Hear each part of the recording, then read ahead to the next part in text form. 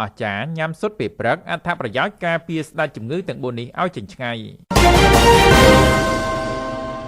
ពេលព្រឹកអាហារសំខាន់ណាស់សម្រាប់សុខភាពជាពិសេសសម្រាប់អ្នកចង់សម្រកគីឡូការពារជំងឺផ្សេងៗការញ៉ាំស៊ុតពេលព្រឹកមានអត្ថប្រយោជន៍ល្អបំផុតព្រោះស៊ុតជាស្ដេចអាហារនិយមសម្បូរទៅដោយសារជាតិដែកសង្កសីនិងផូស្វ័រហើយថែមទាំងមាននៅសារធាតុរ៉ែនិងផ្ទុកនៅវីតាមីន A, D, E, K ក៏ដូចជាផ្នែកមួយនៃវីតាមីន B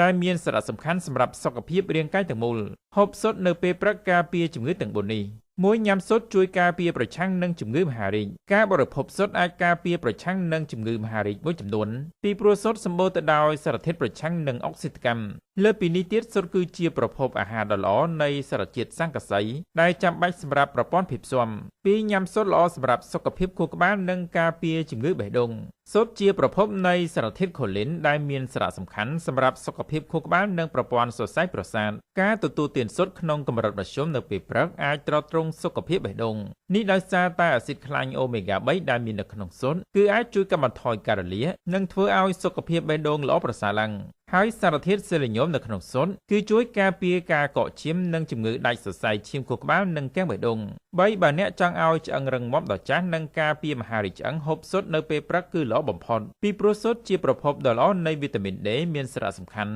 សម្រាប់ការស្រូបយកជាតិកាល់ស្យូមនិងជំរុញការពង្រឹងមុខងារឆ្អឹងឲ្យកាន់តែរឹងមាំហើយវាក៏មានផ្ទុកនៅសារធាតុផូស្វ័រផងដែរដែលមានសារៈសំខាន់សម្រាប់ពង្រឹងកំហាប់ឆ្អឹងឲ្យតាន់4ញ៉ាំស៊ុតពេលព្រឹកជួយដល់សុខភាពភ្នែកសារជាតិលូទីនដែលមាននៅក្នុងស៊ុតជាច្រើនដែលជាប្រភពដ៏ល្អសម្រាប់សុខភាពភ្នែកការទទួលទានស៊ុតមួយនៅក្នុងមួយថ្ងៃគឺអាចជួយការពារការចុះខ្សោយនៃភ្នែកដែលជាមូលហេតុធំបំផុតនៃការងងឹតភ្នែកចំពោះអ្នកមានវ័យចំណាស់និងអ្នកមានជំងឺភ្នែកឡើងបាយបានល្អបំផុតអត្ថបទនេះដែរដកស្រង់ចេញពី Healthy Cambodia